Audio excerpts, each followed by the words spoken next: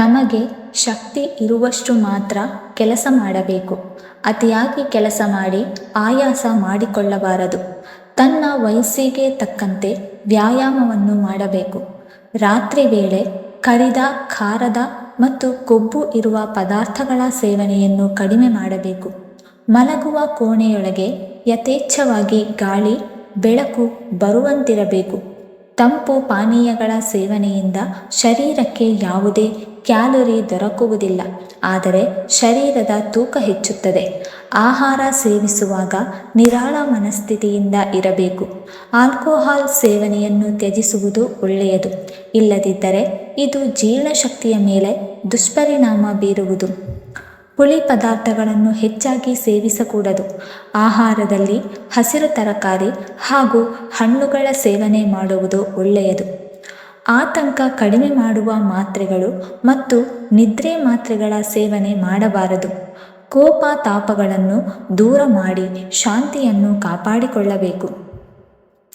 ದಿನನಿತ್ಯ ಹಲ್ಲು, ಹೊಸಡು, ನಾಲಿಗೆಗಳನ್ನು ಶುಭ್ರವಾಗಿ ಇಟ್ಟುಕೊಳ್ಳಬೇಕು. ನೆಟ್ಟಗೆ ನಿಲ್ಲಬೇಕು, ನೆಟ್ಟಗೆ ಕುಳಿತುಕೊಳ್ಳಬೇಕು, ನೆಟ್ಟಗೆ ನಡೆಯಬೇಕು. ಯಾವ ಕಾರಣಕ್ಕೂ ಬಗ್ಗಬಾರದು. ಆತ್ಮವಿಶ್ವಾಸದಿಂದ ಇರಬೇಕು. ಯಾವುದೇ ಆಹಾರವನ್ನು ಅತಿಯಾಗಿ ಸೇವಿಸಬಾರದು. ಪ್ರತಿದಿನವೂ ಕ್ರಮವಾಗಿ ಮಲವಿಸರ್ಜನೆ ಆಗುವಂತೆ ನೋಡಿಕೊಳ್ಳಬೇಕು. ಮಲವಿಸರ್ಜನೆ ಮಾಡುವಾಗ ಇಂಡಿಯನ್ ಟಾಯ್ಲೆಟ್ ಬಳಸಿ. ದಿನಕ್ಕೆ 1 ಬಾರಿ ಸಾಯಂಕಾಲ ಹೊರಗಡೆ ಶುದ್ಧವಾದ ಗಾಳಿಯಲ್ಲಿ ವಾಕಿಂಗ್ ಮಾಡಿ. ಗಂಧಕ, ಕರ್ಪೂರ, ತುಳಸಿ ಗಿಡ, ಧೂಪ, ಶ್ರೀಗಂಧ, ಬೇವಿನ ಕಡ್ಡಿಯಿಂದ ಮನೆಯಲ್ಲಿ ಹೊಗೆ ಹಾಕಿ ಗಾಳಿಯನ್ನು ಶುದ್ಧವಾಗುವಂತೆ ಮಾಡಬೇಕು.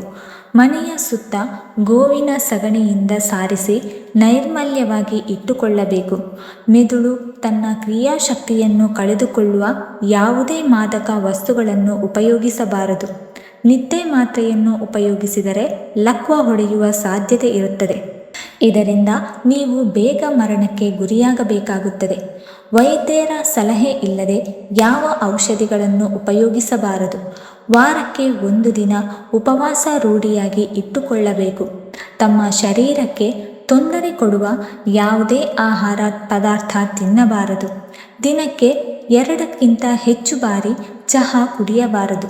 ದಿನಕ್ಕೆ 2 ವೇಳೆ ಆಹಾರವನ್ನು ಸೇವಿಸುವವನು, 2 ಸಾರಿ ಮಲವಿಸರ್ಜನೆ ಮಾಡುವವನು, ಅಲ್ಪ ಪ್ರಮಾಣದಲ್ಲಿ ಸ್ತ್ರೀ ಸಂಭೋಗ ಮಾಡುವವನು, 6 ಸಾರಿ ಮೂತ್ರ ವಿಸರ್ಜನೆ ಮಾಡುವವನು, ಸದಾ ಎಡಗಡೆ ಮಲಗುವವನು, ಚಿಂತೆಯ ದೂರ ಮಾಡುವ ಶಕ್ತಿಯನ್ನು ಪಡೆದಿರುವವನು ದೀರ್ಘಾಯುಷಿಯಾಗುವವನು. ಸ್ನೇಹಿತರೆ, ಈ ಮಾಹಿತಿ ನಿಮಗೆ ಇಷ್ಟವಾದರೆ ದಯವಿಟ್ಟು ಲೈಕ್ ಮಾಡಿ ಹಾಗೂ ಮತ್ತಷ್ಟು ವಿಡಿಯೋಸ್ಗಳಿಗಾಗಿ ನಮ್ಮ ಚಾನಲನ್ನು ಸಬ್ಸ್ಕ್ರೈಬ್ ಮಾಡಿಕೊಳ್ಳಿ. ವಿಡಿಯೋ ನೋಡಿದ್ದಕ್ಕಾಗಿ ಧನ್ಯವಾದಗಳು.